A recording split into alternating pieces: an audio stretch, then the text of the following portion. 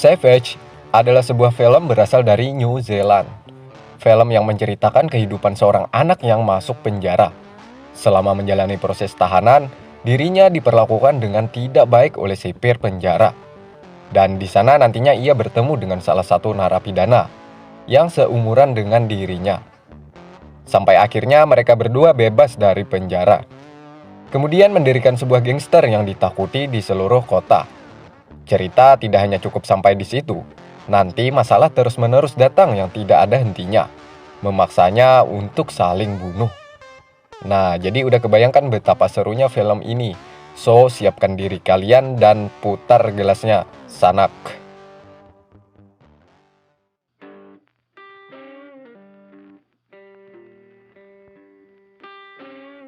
Film dibuka dengan memperlihatkan seorang pria yang bernama Danny dan Daisy. Danny adalah wakil ketua dari gangster Savage. Kala itu, Danny marah karena Daisy menjalankan tugasnya tidak sesuai dengan prosedur. Daisy beberapa kali diperingatkan untuk menuruti perintahnya. Danny ketika itu menyuruh Daisy untuk menuruti keinginannya malam ini. Namun, sampai perintah yang ketiga kalinya, Daisy menolak dan tetap keras kepala. Disinilah keberingasan Danny keluar, di mana tangannya dipukul dengan sebuah palu oleh Danny. Dan film pun dimulai.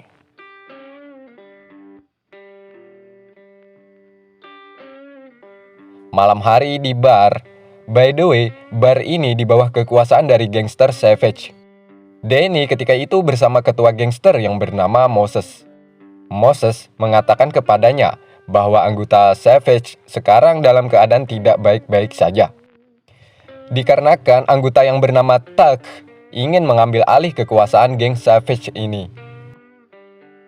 Saat ini, hampir setengah dari anggota dari Savage sudah terpengaruh dan mulai mengikuti setiap perkataan Tuck. Seakan-akan Tuck sudah seperti ketua geng Savage. Kala itu, Moses menyuruh Danny untuk mengawasi setiap gerak-gerik Tuck. Tak lama kemudian datang segerombolan wanita cantik. Para gangster dan wanita-wanita tersebut menghabiskan malam yang panjang ini.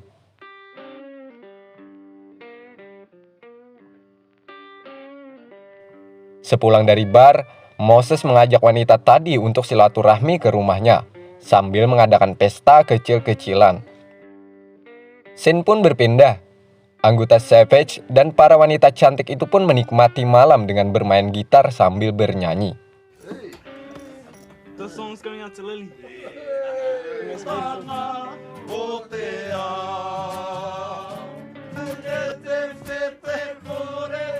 Setelah cukup lama, mereka pun saling mencari tempat ternyaman untuk melakukan 12 pas. Di balik dinding di sana ada gangster muda yang bernama Red Romeo. Red melakukan tugasnya sebagai Raja Algojo 12 pas. Tanpa panjang lebar, Red dengan tenang mengeksekusi wanita tersebut. Sementara Danny, ia juga ingin melakukan aksinya kepada wanita yang ada di sampingnya. Wanita itu awalnya sempat melepas branya. Namun, kesempatan Danny untuk melakukan tendangan jarak jauh tersebut tak berjalan mulus. Wanita itu malah pergi meninggalkan Danny. Saat disinilah, Danny kemudian mengingat masa lalunya. Dulu Danny hidup dengan keluarga yang serba pas-pasan. Dia memiliki saudara yang bernama Liam dan saudara-saudara lainnya. Malam hari di meja makan, ibu, ayah, dan saudaranya makan seadanya. Saudara perempuan Danny yang setiap harinya makan serba pas-pasan sempat berucap bahwa teman-teman lainnya setiap hari makan yang enak. Mendengar itu, ayahnya marah. Di sini kita tahu bahwa ayahnya Danny adalah seorang yang suka marah kepada anak-anaknya. Danny yang merasa apa yang dirasakan oleh saudara-saudaranya, ia memberanikan diri untuk mencuri makanan di sebuah toko untuk ia berikan kepada keluarganya nanti malam.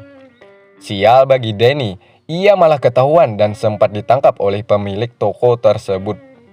Namun Danny berhasil lari saat itu.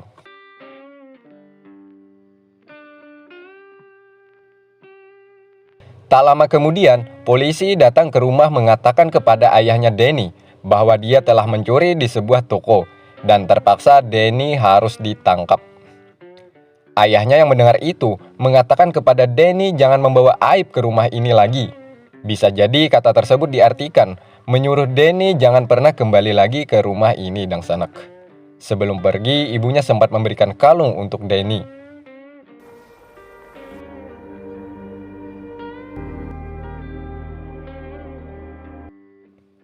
Danny kecil kemudian ditempatkan di penjara anak-anak. Ia di sana bertemu dengan Moses kecil.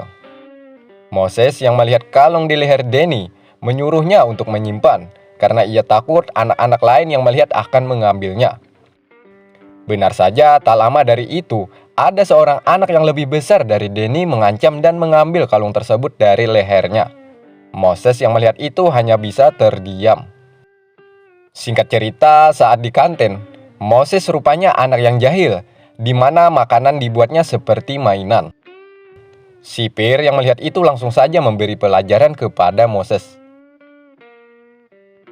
Masalah terus berlanjut ketika Moses sedang berkumpul di ruangan. Di sini Moses lagi-lagi berulah, sehingga sipir itu menghajar Moses dengan sebuah kayu pemukul. Danny yang tak tega melihat itu, ia mencoba menolong Moses dan menyerang sipir tersebut.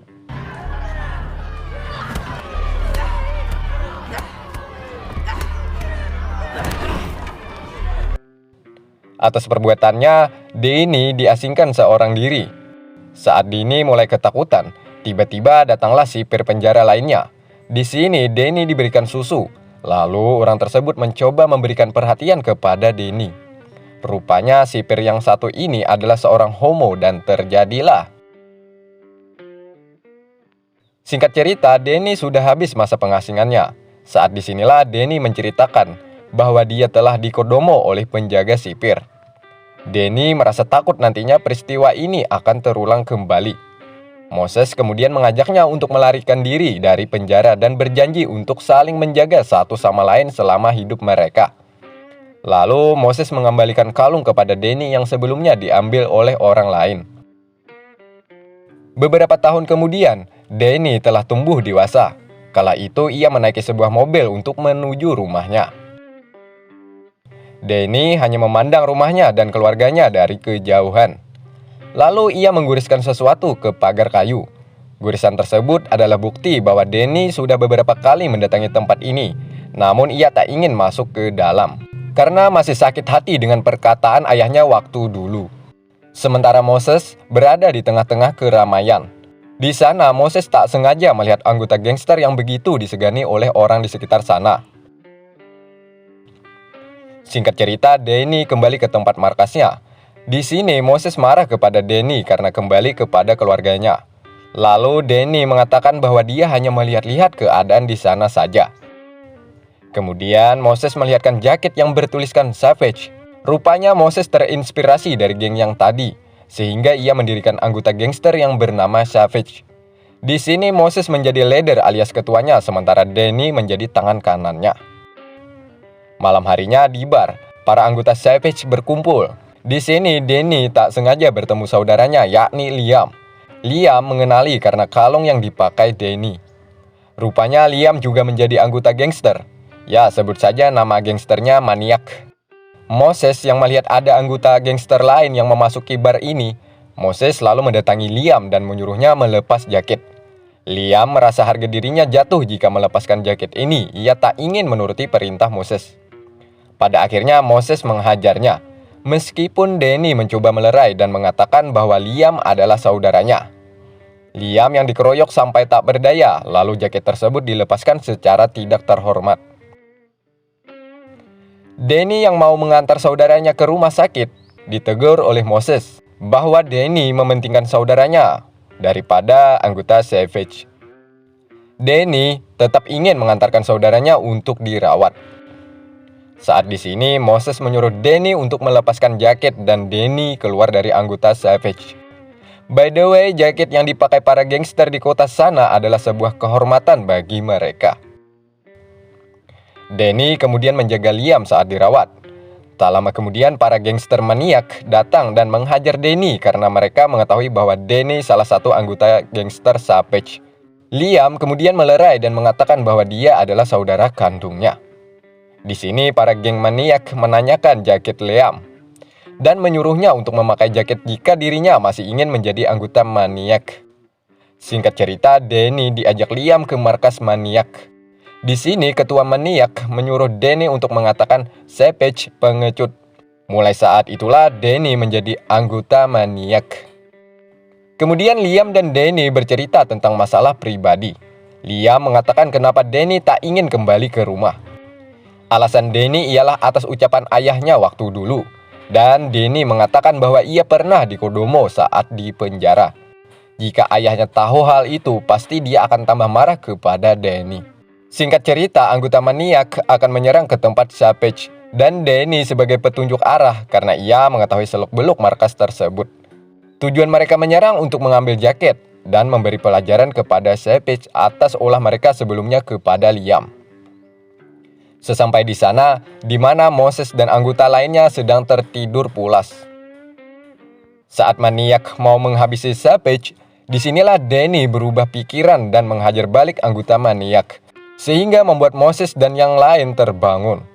Pada akhirnya maniak satu persatu dijatuhkan, begitupun Liam. Ia dihajar habis-habisan oleh Danny. Meskipun saudara, Danny lebih memilih anggota gengnya daripada Liam. Di sini Moses melihat pengabdian Danny memang benar-benar ada di dalam hatinya untuk Savage. Film kembali lagi ke awal. Moses kala itu menyuruh Danny untuk menghabisi Des. Karena Des telah membuat onar di anggota ini selama Danny tidak berada di sini. Dan singkat cerita, Danny kemudian melakukan tugasnya sebagai pembunuh yang paling beringas. Esok harinya, seakan-akan bukan mereka pembunuhnya, di sini geng Savage memberikan penghormatan terakhir kepada Des. Sementara Tuck dan Moses mulai sedikit renggang. Karena Moses selama 10 tahun lebih menjadi anggota gangster, anak buahnya banyak yang mati saat ia yang memimpin. Di balik perkataan Tuck itu, ia menginginkan jabatan sebagai ketua. Terlihat hampir setengah dari anggota Savage yang sejalan dengan Tuck. Danny kemudian mendatangi Liam. Rupanya Liam sudah berhenti menjadi anggota gangster. Di sini mereka tanpa sepatah kata untuk berucap satu sama lain. Liam melihat gurisan di kandang kayu. Melihat hal itu, Liam mengetahui bahwa Danny sudah puluhan kali mendatangi tempat ini. Di bar, Red menuruti perintah Tuck untuk membersihkan pecahan botol di lantai. Namun ketika Moses memerintahkan Red, ia malah tidak mau untuk menurutinya. Membuat Moses marah dan ingin menghajarnya. Namun Danny melerai dan membawa Red pergi keluar. Danny mengatakan kepada Red, "Jika ingin menjadi gangster, jangan pernah takut dengan siapapun. Hajar saja meskipun itu diriku." Danny mengajarkan Red agar kelak menjadi pria yang kuat. Liam kemudian mengajak Danny untuk bertemu di dalam mobil. Di sini Liam mengajaknya untuk berhenti di dunia gangster dan melihatkan foto anaknya. Mereka berdua kemudian sempat berdebat karena Danny masih memiliki naluri sebagai gangster yang tak suka diperintah oleh orang biasa. Akhirnya Danny mengamuk saat itu, sehingga membuat Liam pergi menjauh darinya. Sementara Red ia sedang bersama wanita malam itu. Rupanya wanita ini sudah menjadi kekasihnya. Para anggota Savage melihat hal itu tanpa alasan yang jelas langsung menghajar Red sehingga babak belur. Sementara wanita itu lari dari tempat ini. Esok harinya Moses memerintahkan Danny untuk membunuh Tuck karena sudah sangat kelewatan atas kelakuannya. Singkat cerita, Danny pun menyerang ke rumahnya dengan membawa sebuah palu. Namun, di sini Danny tak sampai hati untuk membunuhnya karena ia merasa Moses selama ini hanya mengadunya. Membuat kehidupan keluarganya pun juga ikut hancur akibat olah Moses. Sementara Red, ia mau pergi meninggalkan kota ini dengan pacarnya. Namun anggota Savage mengetahui bahwa Red ingin lari akibat kejadian malam tadi. Di sini lagi-lagi Red dihajar hingga babak belur. Sementara Moses mengetahui bahwa Tuck belum mati, ia marah kepada Danny. Sementara Red juga dimarahi dan dihajar Moses karena ingin keluar dari geng ini. Danny yang melihat itu membela Red dan menghajar Moses hingga berdarah. Red dan Danny kemudian memutuskan untuk keluar dari geng Savage. Sementara Tuck sudah menguasai lebih setengah dari kekuasaan Moses, sehingga para bawahan Tuck menghajar dan membunuh Moses di hari itu. Sementara Danny sudah bertobat dan kembali ke rumah menemui ibunya yang sudah menua. Di sana juga banyak keponakan Danny yang sedang bermain. Sementara film diakhiri dengan pelukan kerinduan antara ibu dan sang anak. Sejahat-jahat seorang anak, ibu selalu memaafkan atas kesalahan kita. Dan film pun berakhir.